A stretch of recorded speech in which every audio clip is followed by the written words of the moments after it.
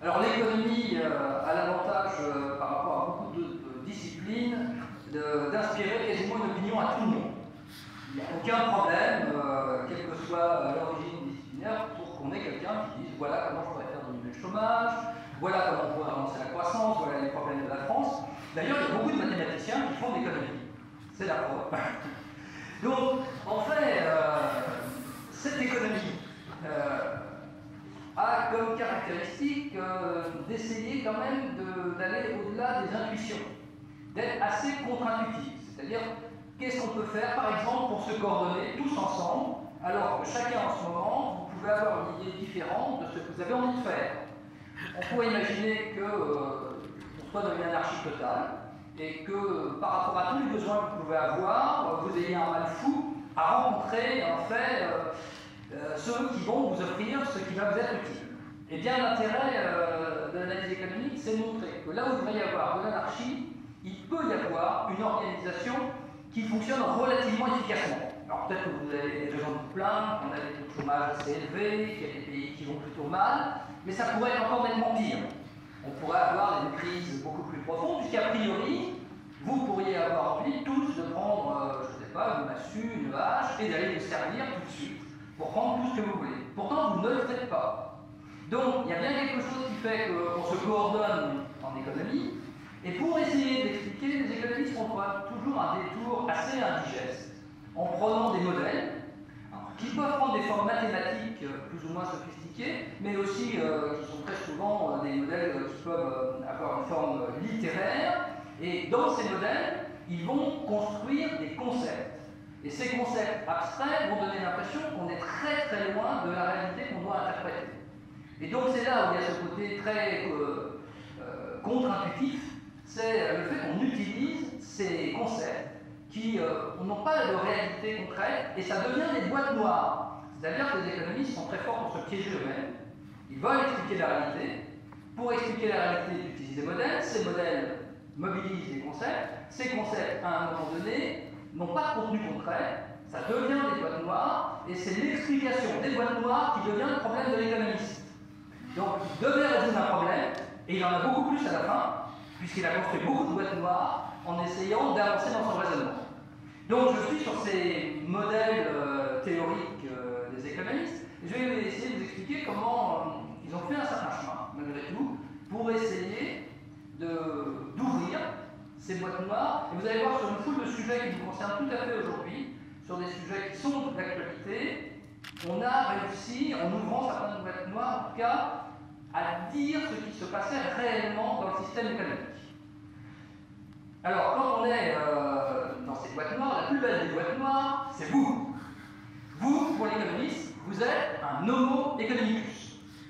Alors, certains me disent d'ailleurs que peut-être que la femme est l'avenir de l'homo economicus. En tout cas, on a cet agent très particulier que l'économiste a mis au cœur de son modèle et qui fait toujours discussion. Que fait un homo economicus? C'est normalement un agent qui a des motivations uniquement extrinsèques. C'est-à-dire qu'en fait, ça vient ici de votre environnement. Vous avez soif. Et donc, ce que vous voulez, c'est trouver quelque chose pour étancher votre soif. Vous avez envie de vous reposer, et bien, vous allez chercher une solution pour pouvoir vous reposer. Donc, on a un agent économique qui va essayer de faire une chose qu'on appelle la maximisation de son surplus. Il va essayer, avec ses ressources autour de lui, qui sont en quantité limitée, vous devez tous savoir que votre compte en banque n'est pas infini, donc vos ressources sont relativement rares, et vous cherchez à les utiliser le mieux possible. Et l'homo economicus a quelque chose de très particulier, c'est qu'il est parfaitement informé. Il a toute l'information nécessaire, il calcule plus vite que tous les ordinateurs qui existent aujourd'hui, et il ne fait aucune erreur. Donc on a un agent économique parfait, vous voyez tout de suite le problème que l'économiste a avec la réalité, c'est que cet homo economicus a été l'objet de débats en disant si c'est avec ça que vous voulez nous expliquer la réalité, on ne va pas faire beaucoup de progrès. Pourtant, en partant de cet agent économique parfait, on peut arriver à avoir, je dirais, des réponses sur le fonctionnement de l'économie puisqu'en fait, ça nous donnerait une première explication. Comment on se coordonne tous? Pourquoi c'est pas l'anarchie? Pourquoi, en fait, vous n'assommez pas votre voisin parce que vous avez envie d'avoir son téléphone portable? C'est très curieux, vous êtes extrêmement docile. Il y a dans cette salle plein de choses dont vous avez envie, mais vous ne les prenez pas. Vous ne les prenez pas parce que vous vous coordonnez autrement. Et c'est dans votre cerveau que vous allez intégrer cette idée, c'est-à-dire que vous êtes des homo economicus. Celui qui vous fait rire, là, c'est vous. C'est-à-dire que vous allez intégrer comment vous allez maximiser votre surplus, et il y a des voies par lesquelles vous ne passerez pas pour maximiser ce surplus. Derrière cette histoire, pourquoi il faut absolument être rationnel et maximiser son surplus, eh bien, il y a la grande question de l'économie. La grande question de l'économie, depuis, on pourrait dire, Adam Smith, La richesse des nations, 1776, c'est comment je peux augmenter mon bien-être dans un monde de ressources rares. Alors, vous pouvez tout à fait contester cette approche-là, mais c'est vraiment le fondement de l'analyse économique, l'idée qu'on est dans un monde de rareté, que les individus ont des besoins quasiment infinis, et qu'ils cherchent quelle est la meilleure solution pour arriver à augmenter leur bien-être. Et donc, le modèle de l'économiste, c'est une manière de présenter le système économique, et dans ce système économique, de réfléchir quelle est la voie qui va nous permettre d'aller à la situation maximale sous contrainte de ressources rares, ce qu'on appellera un optimum, très exactement, un optimum de Vilfredo Pareto, puisque c'est cet économiste-là qui, le premier, a réussi à démontrer ce qu'était un optimum sur une économie marché avec des prix et une concurrence pure et parfaite. Immédiatement, vous voyez des choses assez abstraites dans le fonctionnement économique. Alors, en fait, dès qu'on est sur ces modèles économiques, il y a évidemment une critique qui va apparaître, c'est qu'il manque énormément de choses. On est loin de la réalité. Par exemple, les homo economicus, ils sont consommateurs, épargnants, producteurs. Mais du coup, tous les producteurs sont indépendants. Vous imaginez ce que c'est, si pour fabriquer une voiture, chacun était un petit artisan qui ferait une étape de la fabrication de la voiture. En fait, vous passeriez tous les pièces et à la fin, au bout, on aurait une voiture. Bien évidemment, on est très très loin de la réalité et tout le monde va répondre, oui, mais il y a des entreprises. Pourquoi il y a des entreprises? Si on peut maximiser notre surplus simplement en nous coordonnant entre agents individuels, c'est pas compréhensible qu'il existe des entreprises. Boîte noire. Pourquoi y a-t-il des entreprises? Deuxièmement, notre agent économique, on sait très bien qu'il n'est pas parfaitement rationnel. Vous avez des biais de comportement. Je suis sûr que si je vous mets un leurre, vous allez modifier votre choix. Qu'est-ce que c'est qu'un leurre? Imaginez que je vous propose un abonnement à un magazine qui vous plaît. J'ai par exemple 3 formes d'abonnement. Je vous propose de vous abonner au format papier, je vous propose de vous abonner uniquement au format électronique, ou je vous propose de combiner le format électronique et papier. Si je répartis à peu près de manière équilibrée les 3 prix, vous allez faire des choix.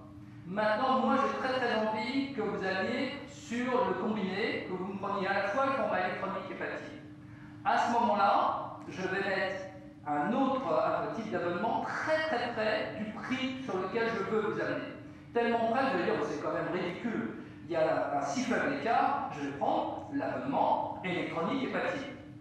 Ce qui vient derrière, c'est un biais de comportement, parce qu'on vous a mis un leurre, et dès qu'on vous met un leurre, vous ne faites plus le choix que vous auriez fait si je ne vous l'avais pas mis. En fait, cet abonnement-là est fait pour que vous ne le preniez jamais, il est juste fait pour qu'il y ait plus de gens qui prennent l'abonnement combiné plutôt que l'abonnement simple. Ça, c'est un biais de comportement, on en a beaucoup en économie sur lesquels on peut arriver à montrer des choses intéressantes, et donc, notre homo economicus ne se comporte pas comme le disait le modèle initial. Vous avez aussi des problèmes d'information asymétrique, je pense que ça c'est pas très compliqué. Vous avez peut-être déjà acheté une voiture d'occasion, vous avez dû remarquer que le vendeur en sait toujours beaucoup plus que l'acheteur. Mais plus il y a des asymétries d'information, plus c'est gênant, et quand c'est sur des produits financiers, eh bien ça peut donner une très belle crise financière, comme celle de 2007-2008, où on a des agents économiques qui ont acheté des produits financiers qui étaient très risqués, sans connaître exactement le niveau de risque de ces produits. Quatrième élément, alors qu'on doit absolument améliorer le bien-être, il y a une chose très très surprenante, c'est que l'économie, au départ, a pratiquement considéré que le progrès tombait du ciel. On ne savait pas d'où venait le progrès technique, donc ce qui peut le plus améliorer le bien-être a priori, n'avait pas d'explication. Et enfin, je mets un dernier élément, très pauvre au niveau des institutions. L'économie, au départ, réduisait les institutions à le marché et l'État. L'État mettait un certain nombre de règles autour des droits de propriété, et le marché devait fonctionner quasiment tout seul. Donc voilà comment on fonctionne. Ça fait beaucoup de boîtes noires. Les entreprises, on ne sait pas pourquoi elles sont là. On a nos zones économiques qu'on ne comprend pas très bien. L'information n'est pas répartie comme on l'annonçait. Le poids technique, on ne sait pas d'où il vient. Et les institutions sont bien plus complexes que ce que j'ai là. Et donc, en fait, les économistes ont passé leur temps à ouvrir les boîtes noires. On leur a attribué des faux prix Nobel, en fait, des prix de la Banque de Suède en mémoire d'Alfred Nobel. Vous voyez qu'eux aussi sont un peu dans une boîte noire. Alors, j'en vous en ai mis par exemple 4 là. Vous avez Ronald Coase qui, en 1937, fait un article très simple, très rapide et presque enfantin, on pourrait dire, pour expliquer pourquoi il y a des entreprises. Il nous dit, dès que les coûts de transaction sur les marchés sont plus élevés que les coûts d'organisation, il vaut mieux s'organiser que de faire des transactions sur le marché. Donc, plutôt que chacun fasse un petit bout de la voiture à fabriquer, il vaut mieux se mettre tous ensemble dans une entreprise. L'organisation coûte moins cher que de faire des transactions. Imaginons 200 personnes qui feraient des transactions entre la matière première jusqu'au produit fini. Il vaut mieux que ces 200 personnes soient ensemble dans une entreprise. Mais par contre, ce qui est intéressant, c'est que c'est l'aversible. Et là, la réalité, vous la voyez aujourd'hui, c'est que si les coûts d'organisation deviennent trop élevés, l'entreprise préfère acheter à l'extérieur plutôt que de faire elle-même. Ça a commencé avec les services de restauration, les services de gardiennage. Mais vous voyez aussi que les entreprises en fait fabriquées en Chine, parce que finalement, leur coût d'organisation en interne était beaucoup plus élevé, et il valait mieux, à ce moment-là, passer par des coûts de transaction plus faibles sur les marchés. Donc ça nous explique beaucoup de choses sur la manière dont se comportent les entreprises. Daniel Kahneman, lui, a travaillé sur les biais de comportement, donc sur beaucoup de choses sur l'économie comportementale, et il adore travailler avec ses étudiants, il fait des tests, et il leur montre qu'ils sont sans arrêt irrationnels, qu'en fait, on est quand même d'assez mauvais homo economicus. Jean-Jacques Herloff est un spécialiste des asymétries d'information. Lui a travaillé en montrant qu'en fait, beaucoup de marchés n'arrivaient pas à fonctionner s'il n'y avait pas assez d'informations. Et vous le savez, très souvent, vous achetez des produits et vous avez une garantie. C'est garanti 1 an, c'est garanti 2 ans. En fait, c'est une manière de faire fonctionner le marché, parce que sans la garantie, une partie d'entre vous hésiterait à acheter. Donc en fait, on réduit les asymétries d'information en mettant en place, par exemple, des systèmes de garantie. Et enfin, Paul Krugman est aussi un économiste très connu, qui lui a expliqué comment se localisaient les entreprises, et elles ont tendance à s'agréger dans des zones, à se mettre ensemble, entre autres dans des grandes métropoles. Et en fait, ce qu'on voit avec ça, c'est assez intéressant, c'est qu'une entreprise n'est pas plus efficace qu'une autre naturellement, elle devient plus efficace parce qu'elle s'appuie sur les compétences des autres entreprises qu'elle va trouver à côté d'elle. Et en fait, donc, il y a des choses externes qui sont internalisées par les entreprises, elles acquièrent la compétence des autres et du coup, ça améliore leur efficacité, alors qu'elles ne sont pas plus efficaces. Et donc, deux entreprises qui ont la même efficacité, mises dans des territoires différents, ne vont pas, au bout du compte, générer les mêmes avantages. Ce sont des effets qu'on appelle les effets d'agglomération. Donc, les économistes ont beaucoup travaillé dessus, et on a un économiste français qui, l'an dernier, donc, a eu ce prix de la Banque de Suède en mémoire des Nobel, c'est Jean Tirole, président de Toulouse School of Economics.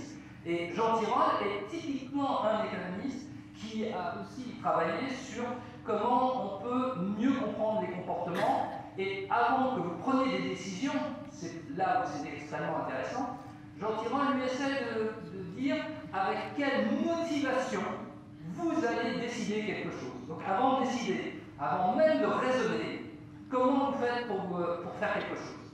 Et Jean Tirole donc nous explique qu'il y a 3 éléments dans vos motivations. Dans tout ce que vous faites, il y a d'un côté les motivations extrinsèques, c'est celle de mon homo economicus du départ. Les motivations extrinsèques, c'est là je trouve un avantage, on me rémunère donc j'accepte de travailler, on me propose un produit que j'aime bien, plus on m'en donne, plus je suis satisfait, même si à la fin vous commencez peut-être un peu à être écœuré que ce sont des boules de glace, mais vous allez fonctionner comme ça. Mais ce que montre Jean Tirole, c'est qu'il y a 2 autres parties dans vos comportements qui sont importants. Là, la deuxième, c'est les motivations intrinsèques. Vous faites des choses parce que ça a du sens pour vous. C'est des valeurs auxquelles vous pouvez adhérer, c'est une certaine image de ce que vous croyez qu'il faut faire dans la société. Et donc là, c'est très très différent d'une satisfaction matérielle que vous pourriez avoir. Et puis la troisième, c'est ici le fait aussi que vous pouvez modifier votre image vis-à-vis des autres. C'est ce qu'il appelle la réputation. Et grosso modo, les trois choses vont jouer. Et j'en tirerai les liens, prendre un exemple, pour dire, essayons de comprendre de quoi on parle. Vous avez une vieille dame qui veut traverser l'avenue Jean Jaurès. Il y a beaucoup de circulation, vous voyez qu'elle est effrayée.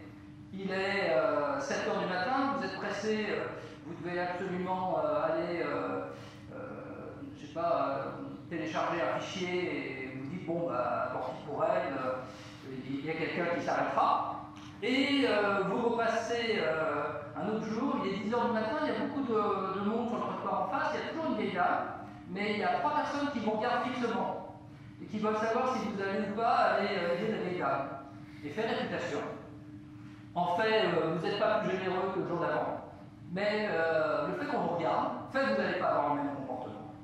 Et donc, on s'aperçoit ici que ça joue énormément. On l'a testé par exemple sur la transfusion sanguine. On s'aperçoit qu'un certain nombre de centres s'étaient posé la question s'il fallait donner une compensation aux gens qui acceptaient de faire un don du sang. Et ça a eu un effet exactement inverse. Les gens en fait ont estimé qu'on n'avait pas confiance dans leur motivation intrinsèque, les raisons pour lesquelles ils faisaient un don du sang, et ça les décourageait à partir du moment où on voulait leur donner une compensation financière ou autre pour un don du sang. Donc on a testé que très souvent, on avait des agents économiques qui en fait avaient des motivations intrinsèques, et c'était sur celle-là qu'on pouvait jouer si on voulait orienter leur comportement. Donc ça, c'est une boîte noire qu'on a ouverte sur les motivations de l'agent économique. Plus largement, comment on prend des décisions, et là je prends un rapport de la Banque mondiale de l'an dernier, pensée, société et comportement, et ce que l'on découvre aujourd'hui, c'est qu'en fait on a différents niveaux de conscience dans nos prises de décision, et que l'essentiel de ce que vous faites dans une journée relève de la pensée automatique. Je pense que vous n'avez pas une réflexion très très longue sur la stratégie que vous allez mettre en œuvre pour prendre votre petit déjeuner. Beaucoup de choses ressemblent à de la pensée automatique. Et pourquoi? Parce que c'est une énorme économie d'énergie quand vous pouvez vous appuyer sur la pensée automatique. Vous avez l'habitude de faire des trajets, ça vous demande très très peu d'énergie. Vous êtes d'un seul coup dans un pays étranger, vous avez un trajet assez court à faire que vous ne connaissez pas, vous ne pouvez pas du tout vous appuyer sur la pensée automatique, ça va devenir beaucoup plus complexe. Deuxièmement, il y a ce qu'on appelle la pensée sociale. Les agents économiques se comportent par rapport à ce que font les autres dans leur groupe. Donc en fait, ils ont tous comme référence, dans leur groupe proche, des modes de comportement, et forcément leur comportement s'inspire, pour ou contre, mais s'inspire de ces comportements du groupe. Et troisièmement, il y a ce qu'on appelle les modèles mentaux. En fait, on appartient à des sociétés, à des civilisations, et ce sont en fait ces 3 catégories, même ici, de niveau de pensée, qui vont jouer. Pourquoi c'est important? Par exemple, la Banque mondiale se demande quand on doit réfléchir à la manière de faire nos campagnes pour mieux gérer l'eau potable. Est-ce qu'il faut que les messages relèvent de la pensée automatique, de la pensée sociale ou des modèles mentaux? Ils se sont aperçus que très souvent, ils n'avaient pas suffisamment joué sur la pensée automatique pour arriver à modifier les comportements sur les problèmes qui étaient extrêmement importants en termes sanitaires ou environnementaux. Donc là, on a vraiment ouvert une boîte noire aussi sur la complexité des modes de décision des agents économiques. Reste que pour que tout fonctionne bien, il faut avoir de bonnes institutions. Il y a un livre qui vient d'être traduit, Prospérité, puissance et pauvreté, qui est absolument passionnant et qui nous dit que nos agents économiques vivent dans des institutions, et il y a 2 types d'institutions. Il y a les institutions inclusives qui respectent vos droits et qui vous poussent à innover, à faire chacun ce que vous avez envie de faire, à exercer votre liberté. Et il y a les institutions qu'on appelle extractives qui visent surtout à extraire le rang à l'avantage des dominants dans une société. Et ce qu'on prend toujours comme exemple, ce sont les pays d'Amérique latine, parce que dans les pays d'Amérique latine, ce qu'on voit, c'est qu'il y a des exemples de sociétés qui étaient relativement performantes au XIXe siècle, entre autres l'Argentine, qui est un véritable paradoxe. L'Argentine était un pays qui rattrapait les États-Unis, puis ça s'est bloqué, et Daron Acemoglu dit que c'est essentiellement un problème d'institution, c'est la mauvaise qualité des institutions en Argentine qui explique la divergence qui s'est produite entre l'Argentine et les États-Unis, entre la fin du XIXe siècle et aujourd'hui. Donc juste là, c'est pour lancer la réflexion. regardez. L'autre énigme, je vous donne là, c'est l'énigme de la croissance économique. En fait, la croissance économique, si vous regardez ce graphique, est tout à fait surprenant. Elle peut monter ou descendre, donc elle est instable, elle est très différente entre les pays. Et aujourd'hui, on commence à ouvrir cette boîte noire, à mieux comprendre ce qui fait que des pays ont beaucoup de croissance ou n'en ont pas. Et donc, quelles sont les politiques qui peuvent fonctionner. Donc, je ne veux pas vous développer, mais je pense que c'est une des questions qui inquiète le plus, parce qu'il y a un débat sur la stagnation séculaire. Est-ce qu'on est parti sur une période où la croissance économique va disparaître? Vous voyez que le taux de croissance qu'on a là nous amène pratiquement entre 0 et 1%. Certains s'en réjouissent, mais ça veut dire quand même que c'est une situation très compliquée, et ça sera en plein le moment où on voudra avoir des politiques environnementales plus exigeantes. Ça sera compliqué d'avoir des agents économiques très contraints qui devront rentrer dans ces politiques environnementales beaucoup plus exigeantes qu'on doit mettre en place. Entre autres, une question, il y a quelque chose qui se passe actuellement, ce qu'on appelle le déclin des classes moyennes. Avec les nouvelles technologies, ceux qui perdent le plus leur emploi sont ceux qui sont dans les professions intermédiaires.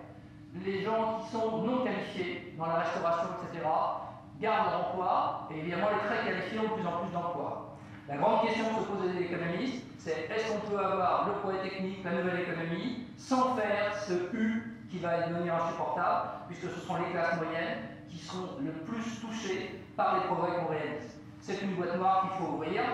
Les réfugiés, je n'aurai pas le temps de le développer, c'est la même chose.